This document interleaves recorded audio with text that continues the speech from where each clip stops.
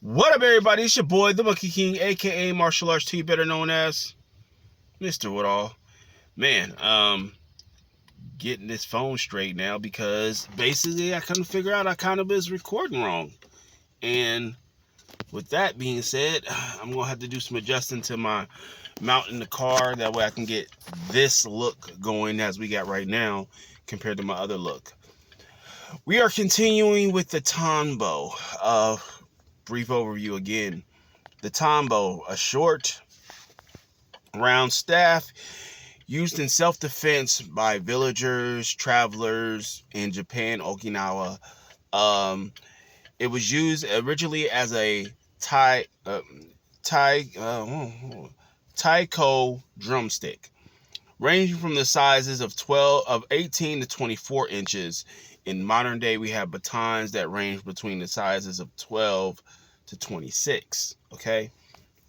My last video, I was going over the 12-inch because that's just my choice right now.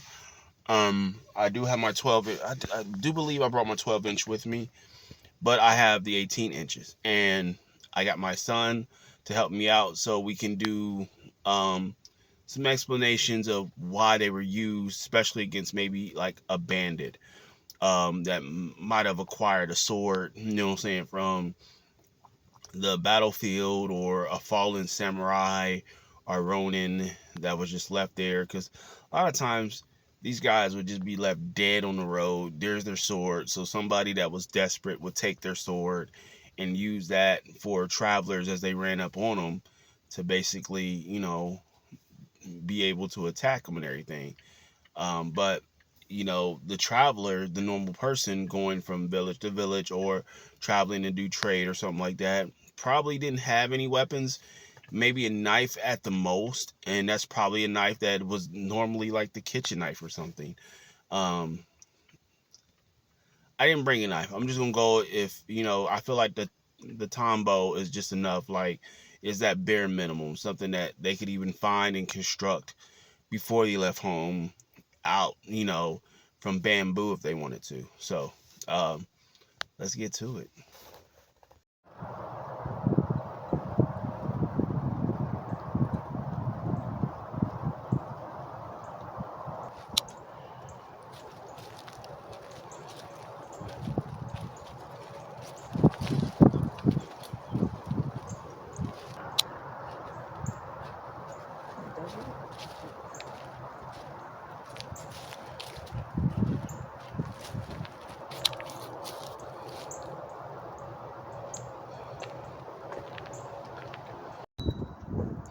Okay, so I'm back. I got T4 right here. I'm T3.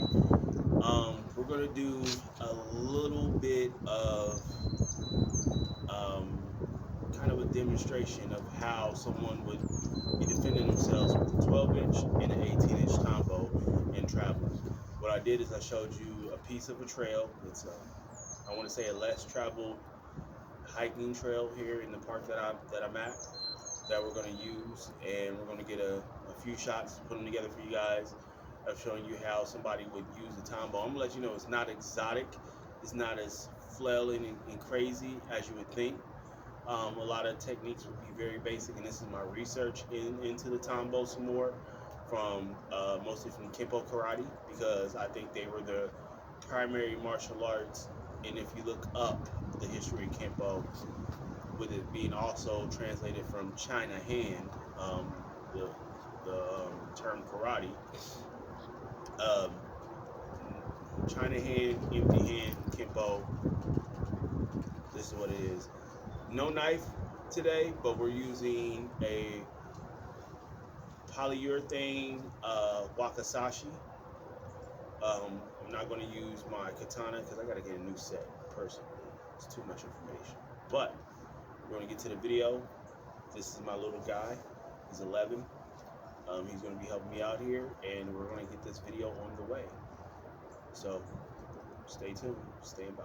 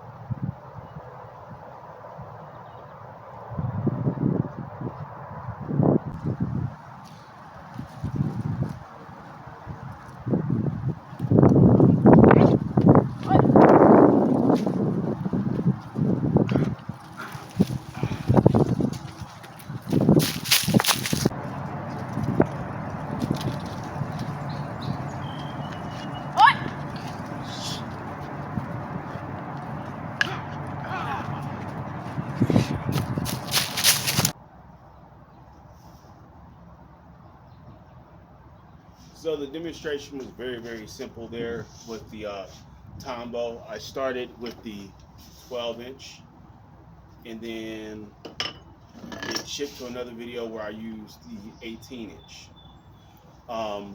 The reason I can relate to the Tanbo, even in the section of this, and I was just explaining this to my son.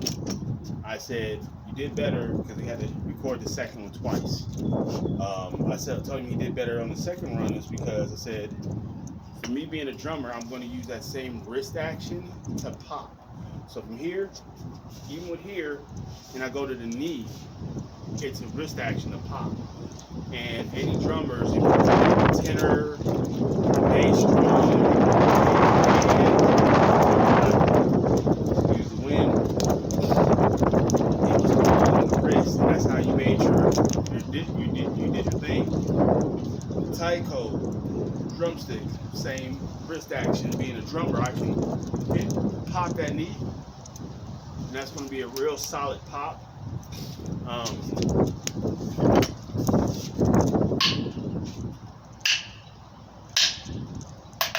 Same thing. And that same wrist action, now I'm coming to the head, I'm pushing that over, I can quickly pop to the side of the head. As you can see, my head is perpendicular or parallel to that person's head if they was in front of me. If I'm blocking, moving the blade off, and then blocking, bow. I don't got to swing, I can just boom, boom, right there. This was the 18-inch. 12-inch. So see the difference in length. Of course, there are extendable batons that are 16. Take 2 inches off, and another 4 inches that'll give you the 16, give you that motion.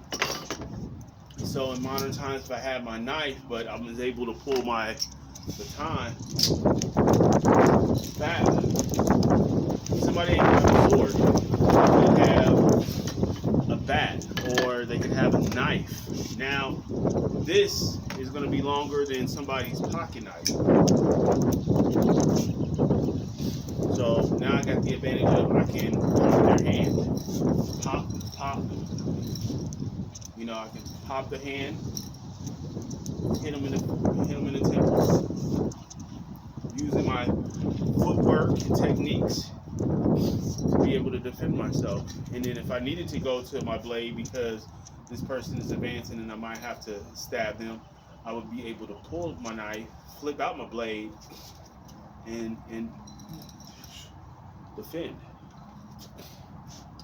Come here, smack here, bop, boom. So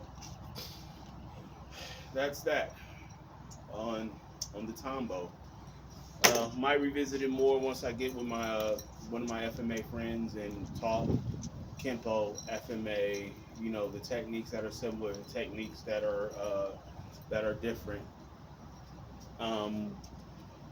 You see a lot of Kali guys, they transfer Kali and Arnaz and Salat guys, well, FMA guys, they'll translate everything to a 16-inch baton, a 24-inch baton, a 26-inch baton, because their stick game is a whole lot longer than what's in Kempo. Kempo uses anywhere between 18, 16, hell, Jess Speakman's perfect weapon, 18 inches. That's what this is. It would have been 18-inch baton. If you look at it compared to my arm, and you take a Kali stick, put it right here, Kali stick is going to be a little bit longer than this. Trust me, my oldest son, he has a pair of Kali sticks, and I'm like, I see the difference, but I see the advantages of exchanging and training in an area like this and getting together outside of your school or whatnot to expand your knowledge on your tools that you would have to use for every day. So it's just one of those things that we have to do. And I encourage, that way you got questions to ask when you go back in. If you can find somebody, whether it's via you meet them through social media or whatnot, and through your day-to-day, and they're commenting, hey, I'm in Dayton too, y'all in the same group, martial arts group or whatnot. Hey, I've trained FMA, this, and that, and everybody can post just to bring people together. You find a group like that online, then you can find somebody to say, hey, why don't we try to schedule stuff to meet up? Because, like I said, this is for my low income, you know, day to day people who might take a little bit longer to get to somewhere in the martial arts than somebody else because, well, people got to eat, people got to fund stuff. So it might have took them on, but they never gave up on it. You know what I mean? So you can come to a place like the park that I'm at now and find a little area to get out there with your sticks and, you know, do some work. You see people do it all the time, but they're more of seminars, and they probably reserve the area to do those seminars and everything. But this is to increase your skills in the meantime, in between time, whether you're training remotely or training at a school facility. This is what you'll be able to do and be able to get out here. But baton, whether you're Kempo karate, look into it. Kempo artists, look into your batons, your Tanbos, and get with them. It's your boy, the Monkey King, aka Martial Arts T, better known as Mr. Woodall, working on my presentation, working on everything else. Thank you for taking the time to watch this video, like, subscribe, leave some comments in the comment section for me. I'll definitely be reading those and getting back to you. Y'all stay blessed, stay focused, keep training.